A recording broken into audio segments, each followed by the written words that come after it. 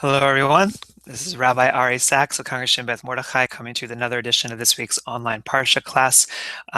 We are on Parashat Bo, which is the third Torah portion in the book of Exodus and the book of Shemot, focusing again on the second third of the triennial cycle in which we read the entire Torah every 3 years. And we pick up the story actually of Parashat Bo, in which we're getting towards the end of the plagues that Moses and God unleash upon Pharaoh, and then eventually leading to the Israelites being able to leave. So what ends up, one second.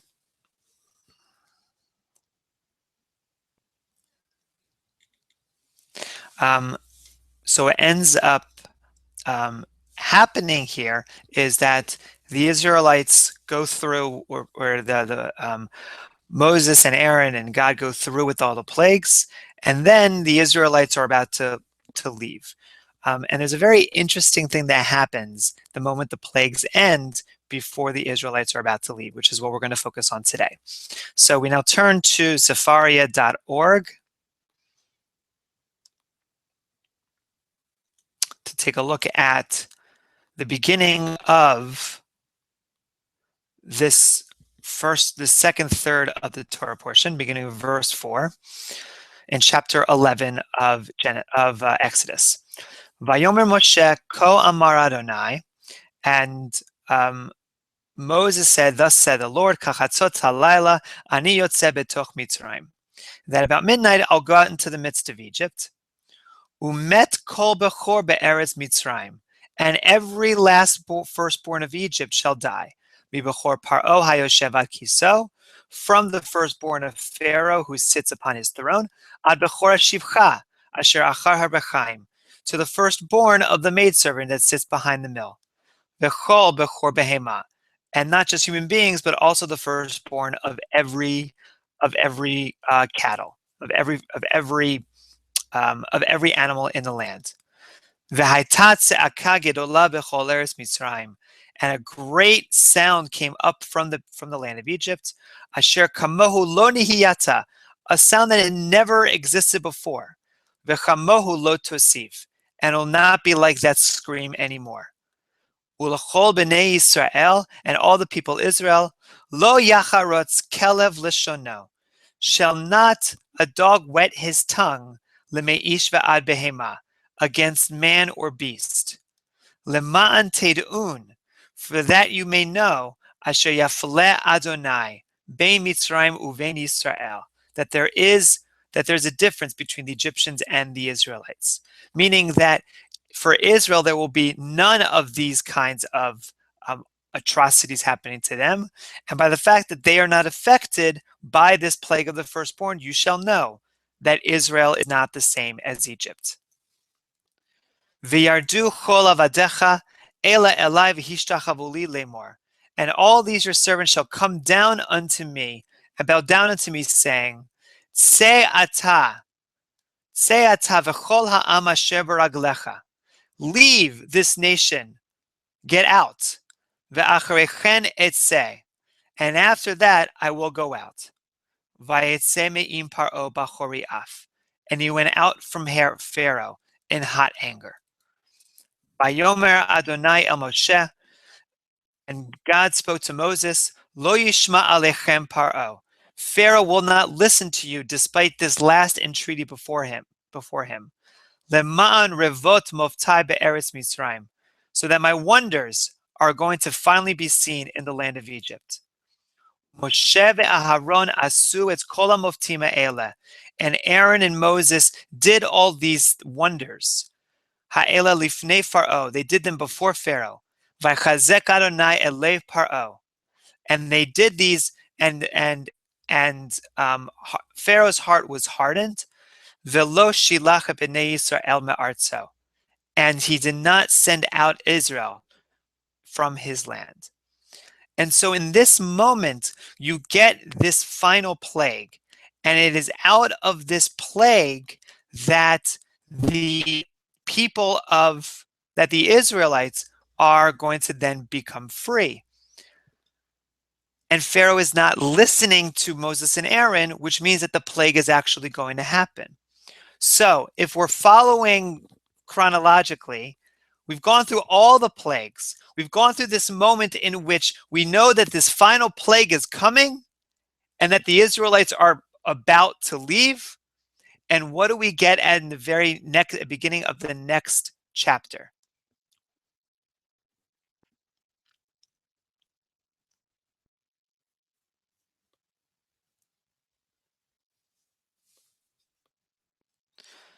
Vayomer Adonai el Moshe ve'el Haron be'eretz Mitzrayim lemor. God spoke to Aaron and Moses and said, "Achodesh hazeh lachem rosh chodashim, rishon hu lachem lechadshe hashana. This month shall be unto you the beginning of months. It shall be the first month of the year to you." So why do we have that this in this moment, at this moment in which the Israelites are about to go free from Egypt, that we have God saying to Moses and Aaron, the first thing you're going to do is to proclaim this month as the first month of the year. Or I should say, actually, the first month as the head of all months. And perhaps one way to look at it is that at the moment in which the firstborn of Egypt die, and the Israelites are now about to go out, that it is the beginning of freedom for them, that they've known slavery for their entire existence. They don't know what it's like to be a free people. And so they say, this is year one of our lives. This is the beginning of this new way of counting time based upon the fact that we are now free. And eventually we'll be able to hear the word of God later on. So that in a certain sense, it does make sense that a new way of counting time happens at the moment in which the Israelites are about to achieve freedom, because the kind of time that exists when you are free, when you are your own nation, is different than the time in which you are a servant.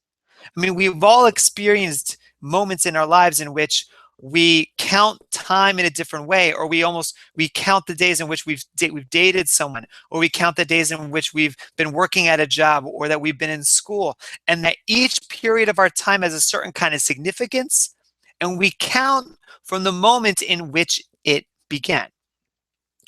So that seems to be a very unique element to the Jewish exodus from Egypt, insofar as let's begin this time as a free people in counting time anew, in starting something fresh.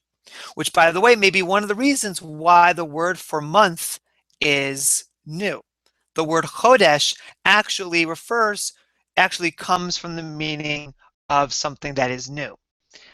Which leads, by the way, to a very interesting understanding of why this creation of the month is so unique.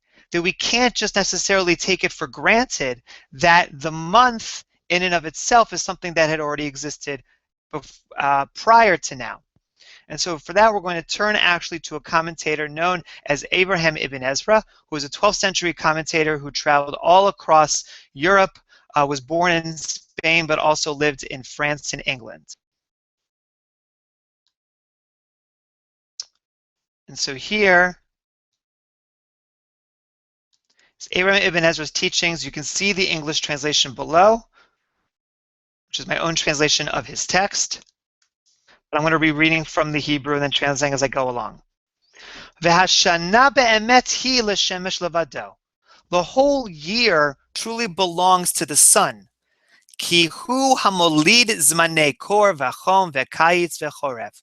Because the sun truly gives birth to all the different times of the year, thinking about the winter, the summer, the autumn, and the fall, all really depending upon how far the sun is away from the earth, which means that our weather is very much built upon the sun in regards to its seasons. Shehem arba tu kufot hashana, that these are the 4 seasons of the year.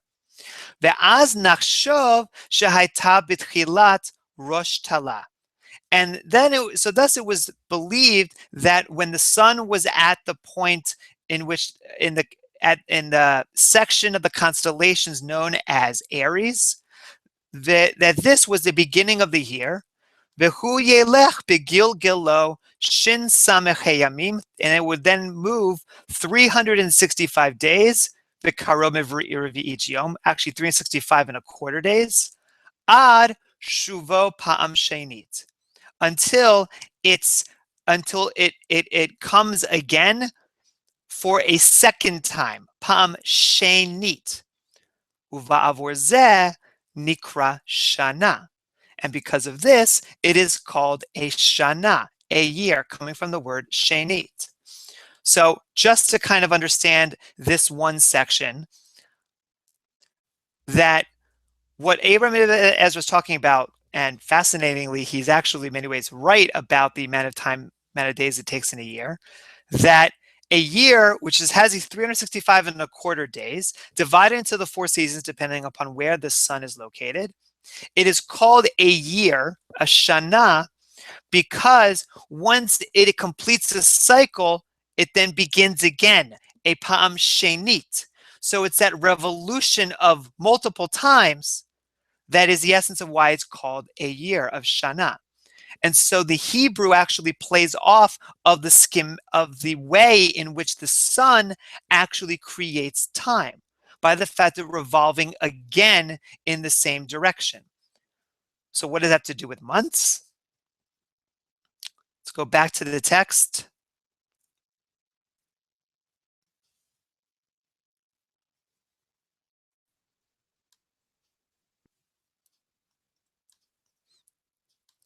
V'hineh ein lelevana shana klal. And here, for the moon has no influence upon the year. Ka'asher ein l'shemesh hodesh klal, because the sun has nothing that is renewed.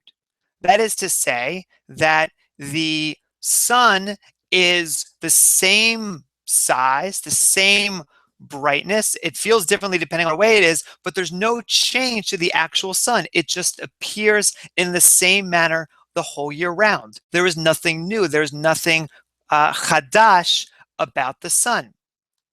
Well, Kilo yit chadesh bashemesh davar, because there is nothing in the sun that is actually renewed. And here that we get this play off of the Hebrew word chodesh, meaning month, based off of the word chidush or chadash, meaning new. That there are no months to a year for the sun, because there is nothing in that sun that is actually renewed over time. And what is renewed with the months? Rak davar hachidush hu leor halevana. But rather that the thing that is renewed is the light that is given for the moon. And I think that what this is indicating is that the idea of a month, which in Hebrew is chodesh, is really speaking to the newness of the moon, insofar as the fact that the moon, as opposed to the sun, renews its light every month, that it waxes and it wanes. It's brighter and it's darker at periods of times. And yes, that bright and dark, that the brightness of it is dependent upon the sun, but that it is as if, especially in the mind of the medieval rabbis, that the moon itself is changing brightness, that its inherent nature is to be dark and to be light depending upon a specific period of time. And for that reason, that change in light is the creation of a monthly cycle, which is then corresponding, it's connected then with the yearly cycle of the sun to get the 12 or 13 months of the year. But that Jewish time is now being counted not according to the sun, but according to the moon. Because let's go back for a moment to that particular text.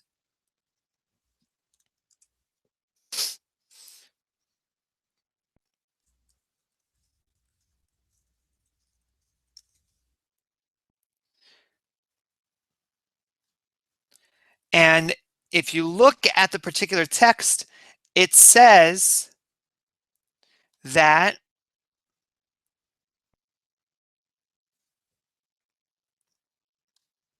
HaChodesh hazeh, that this month, this new period of time, lachem rosh chodashim, that it is the beginning of these months. Rishon hu lachem lechodshe hashana. It is the beginning of the months of the year. It is the head of these months. It is not saying necessarily it is the beginning of the year, but it is the first month of the counting of the year through months. In other words, that this text is indicating that there's a whole new way of counting time depending upon light and darkness. And I think that there is a teaching embedded in there about how life is not just bright like the sun all the time, but there are periods of time that are dark and that there are light. And thinking about the moment that the Israelites become free, that's clear. That they had that period of darkness in which they were slaves in Egypt, and then they became free. And so it was that period in which it became light. And that's also very significant in thinking about this particular rule, this particular commandment, where it's given in the Torah. As I mentioned before, this particular rule seems to happen at the very end of the final plague, before they're about to leave Egypt. So it seems to be the moment that they're going to leave. But if we keep on reading in this chapter later on, it seems like they're going back. It seems like the text is talking about how the plagues are about to happen, how the Israelites must prepare themselves to actually leave Egypt, and that they're going to be leaving Egypt on the 10th day of the month, not on the first day of the month. In other words, that for the Israelites, the beginning of the month was not the moment in which they became free, but it was a little bit of time beforehand to get ready for that moment of freedom. And perhaps that is why that the counting of the month occurs when you start to see just a little sliver of light. It's not that full-blown light. You're still enmeshed in darkness. But that you start once you see the possibility of light, then you start counting forward, knowing that the light is about to fully come. And so even though the text seems to indicate that they start the month saying, well, we're now free people, we're going to start counting time according to our ways. No, they actually started counting time before they got there, as they were in the midst of preparing to become free.